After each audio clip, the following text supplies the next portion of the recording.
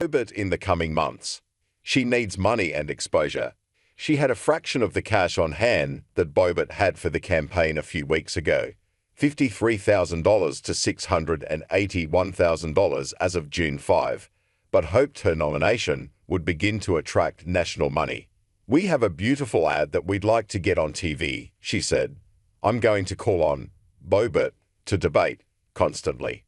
Calvarese spent a few early years in Sterling, where her father was the city attorney, before her family settled in Highlands Ranch. She graduated from Highlands Ranch High School. While she calls herself a product of the district, she is running to represent.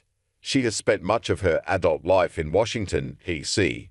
She returned to Colorado last fall to care for her ailing parents, both of whom have since died. Calvarese first worked as a press intern for independent U.S. Senator Bernie Sanders and then wrote speeches for the U.S. National Science Foundation. There, she said she played a major role in crafting the messaging around the CHIPS and Science Act, signed into law by President Joe Biden nearly 2 years ago.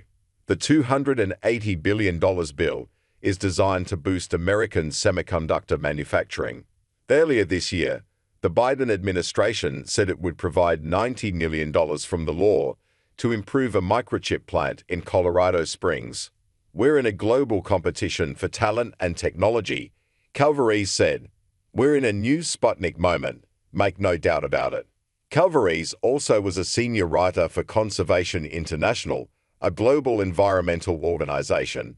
Her approach to preserving nature, she said, is to never forget the people in the middle of it all, a position that dovetails with her involvement in labor advocacy and work as a speechwriter at the AFL-CIO.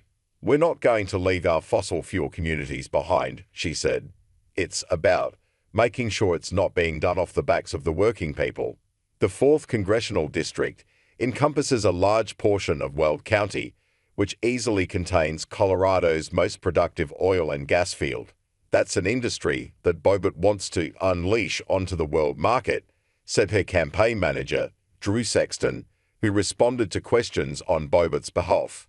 "Voters of all backgrounds want Congress to secure our southern border, unleash American energy dominance, stop the reckless spending that has driven inflation to record highs, protect our ranchers and farmers from radical environmentalists, and provide our veterans with the support and benefits they have earned," he wrote in an email.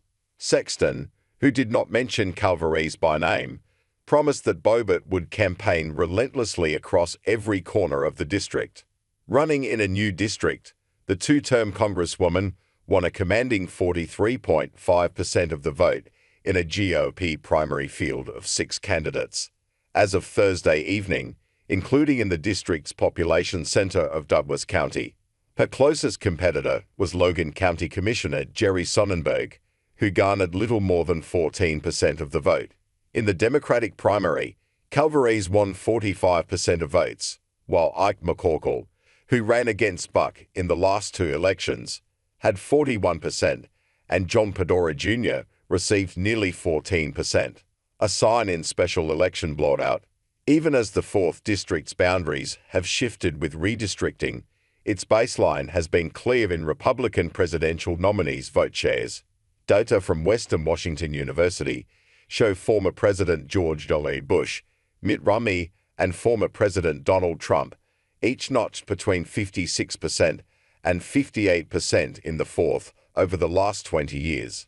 The exception was in 2008, when Barack Obama made it close, coming within a percentage point of Republican John McCain there. It was a banner year for Democrats, when America elected its first black president in a wave that helped propel Markey to victory. In the 4th District's 2020 and 2022 elections, Buck beat McCorkle by roughly 24 percentage points each time. This year, an early test of Calvarese's mettle came Tuesday, when she decisively lost to Republican Greg Lopez by nearly 24 points, in a head-to-head special election to fill Buck's seat for the rest of this term. Buck resigned his seat in late March, saying he could no longer tolerate the dysfunction in Congress.